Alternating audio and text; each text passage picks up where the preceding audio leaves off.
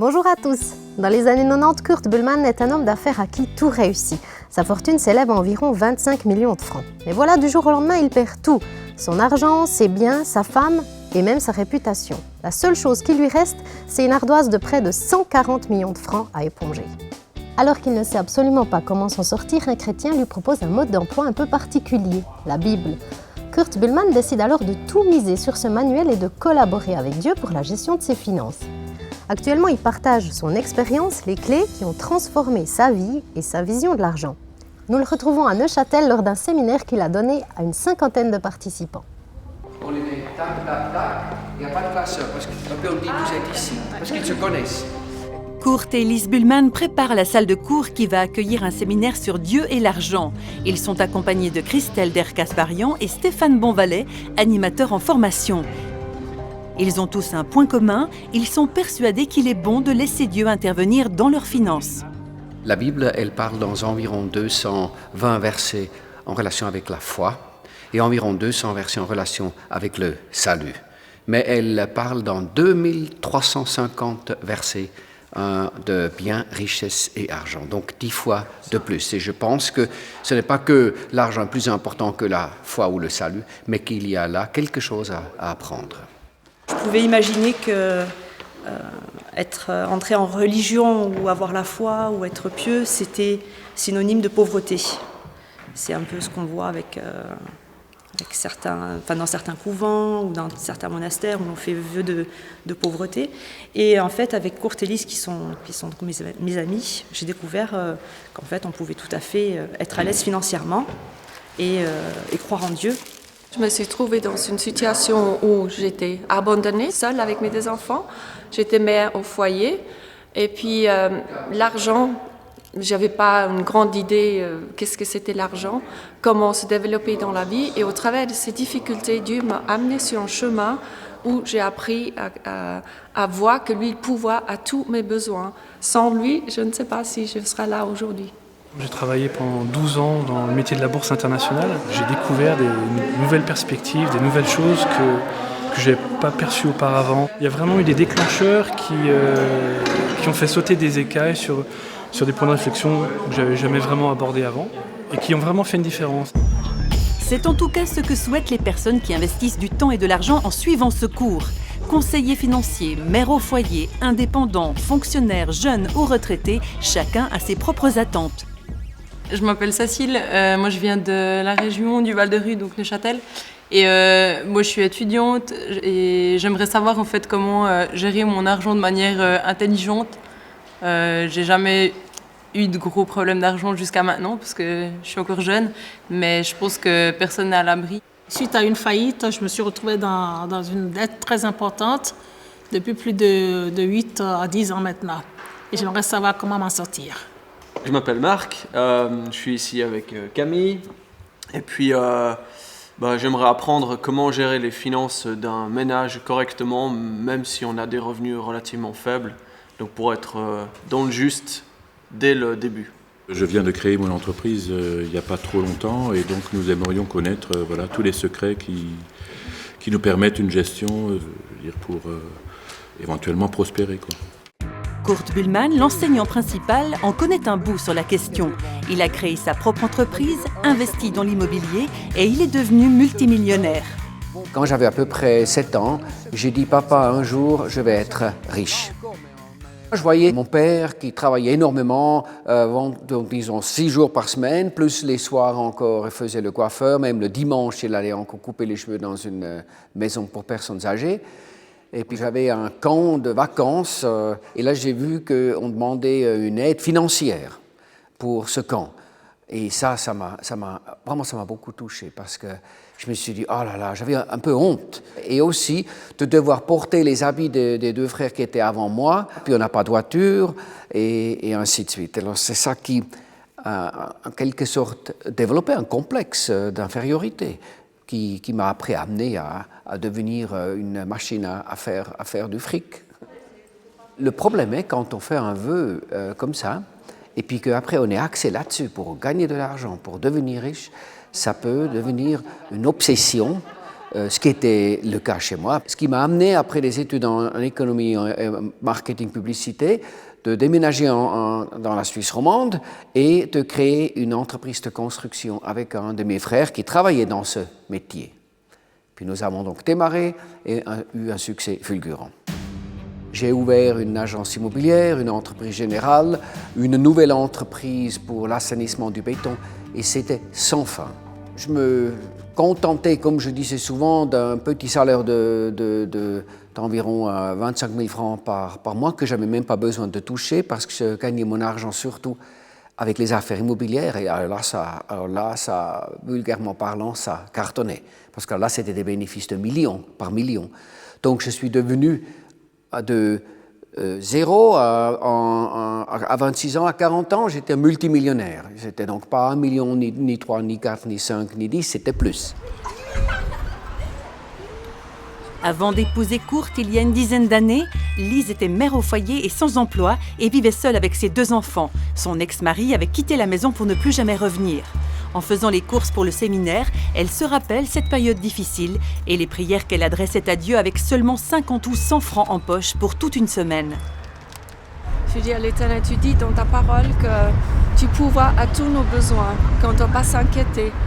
Alors, dans ma tête, je me suis dit, j'ai jamais assez avec 100 francs. Je dois acheter du pain, du lait, du cacao, de la viande, du poisson, des légumes, des fruits, des yogourts, tout ce qu'on a besoin pour un ménage. Donc c'était vraiment une longue liste. Et nous sommes allés dans le grand magasin et j'ai rempli mon caddie. Et quand je suis arrivée vers la caisse, c'est vrai, mon cœur battait un peu fort. Je me suis dit, est-ce que ça va marcher? J'ai dit, Jésus, tu ne me laisses pas tomber. Hein? J'ai pu faire payer tous mes achats et j'avais même de l'argent en retour. Ça, c'était la première fois que j'ai fait cette expérience. Mais bien de fois par la suite, j'ai pu continuer à faire cette expérience. De son côté, Kurt n'a aucun souci financier. C'était la belle vie, il y avait des bons côtés, on pouvait acheter la voiture qu'on désirait, je pouvais acheter un voilier de 10 tonnes, je pouvais acheter les meilleurs vins qui existent, mais de l'autre côté, il y a en quelque sorte comme un stress qui se développe parce qu'on veut toujours plus et puis on devient esclave de l'argent. Début des années 90, au sommet de son succès, tout s'écroule. Un changement de loi sur la spéculation immobilière fait chuter les prix de 50 à 60% du jour au lendemain. Il faut attendre 5 ans pour pouvoir revendre ses constructions et ses terrains. Les dettes de Kurt s'élèvent à 140 millions. C'était le début de la fin. Je n'avais plus aucune chance parce que quand ça a commencé, une banque m'a dit, on a réestimé, je n'oublierai jamais, votre immeuble qu'on a financé à hauteur de 15 millions, à 100%, donc à 110%, on l'a réestimé, il vaut encore 7 millions et demi, il faudrait l'amortir de 15 millions à 7 millions et demi, mais vous avez un délai de 6 mois. Mais, 6 mois pour 7 millions, mais c'était une affaire, j'en ai toute une panoplie, donc c'était sans aucune chance. Et en plus, avec toutes les bêtises, pour ne pas dire conneries, que j'ai fait dans le domaine des finances, je sais donc comment il ne faut pas faire. Et je peux vous dire comment il ne faut pas faire, c'est déjà pas mal. Kurt se sent perdu. Il a même calculé que pour s'en sortir, il lui faudrait presque 1000 ans avec un remboursement de plus de 5000 francs par mois. Au milieu de son désespoir, un homme d'affaires chrétien lui parle de Jésus et lui propose de tester la Bible. Au début, je me suis posé des questions. Jésus, qu'est-ce que Jésus peut faire? On est devenus amis, puis il m'a dit, tiens, je te donne cette Bible. J'ai dit, qu'est-ce que je fais avec? Il m'a dit, mais la seule solution pour toi, c'est vraiment d'entrer dans une collaboration avec Dieu, parce que dans la situation où tu te trouves, je pourrais t'aider avec 1 million, éventuellement 2, mais chez toi, ce n'est pas 1 million ni 2. J'ai dit, non, j'ai dit, c'est moi, il faudra 20 millions pour m'aider. Et j'ai pris ce livre et j'ai dit, OK, je vais le tester dans une situation, je dirais, sans aucune solution. Et puis j'ai commencé à faire mes premiers exercices ou aventures, en quelque sorte, avec ce Dieu Tout-Puissant, pendant que mes partenaires commençaient à mourir. Le premier, 6 cancers en 6 mois. Le deuxième, cancer, suicide, et ainsi de suite. Et moi, au milieu de cette tempête, j'avais cette Bible, et j'ai commencé à travailler avec Dieu, et puis j'ai vécu des miracles, mais alors c'est purement et simplement formidable. Christelle Dercas-Barian a aussi connu une période de surendettement. Suite à un divorce, elle contracte un crédit qui va la plonger dans les dettes pour de nombreuses années. C'est mon banquier qui me l'a présenté, qui me l'a proposé comme la solution. Je n'ai pas du tout vu le piège. C'est un puissant fond. En plus, Christelle aime acheter sans compter. J'avais les mains percées. Je dépensais tout ce que j'avais. Il fallait que... C'était un peu comme une addiction, quoi. Je ne peux pas dire que c'est ce qui me rendait heureuse, puisque je n'étais jamais. Il y avait toujours une insatisfaction, mais en tous les cas, il y avait un plaisir immédiat à dépenser comme ça de façon compulsive. Dans l'endettement et dans l'embarras financier, j'ai essayé de trouver des solutions. J'étais vraiment désespérée. Et là, j'ai dit à Dieu, écoute, si tu existes, là, c'est le moment ou jamais de me le prouver. Parce que de toute façon, c'est toi ou c'est la mort. J'avais de Dieu l'image de quelqu'un qui est contre tous les plaisirs qu'on peut éprouver dans la vie, quoi. Et en fait, mes dettes ont fini par diminuer. Dans le sens où je crois que Dieu m'a montré beaucoup de solutions. Il a vraiment transformé ma vision des choses et mon caractère. C'est passé de l'insatisfaction permanente à un contentement, à une paix, voilà, que je ne trouvais pas. Et Dieu vraiment m'a apporté ça.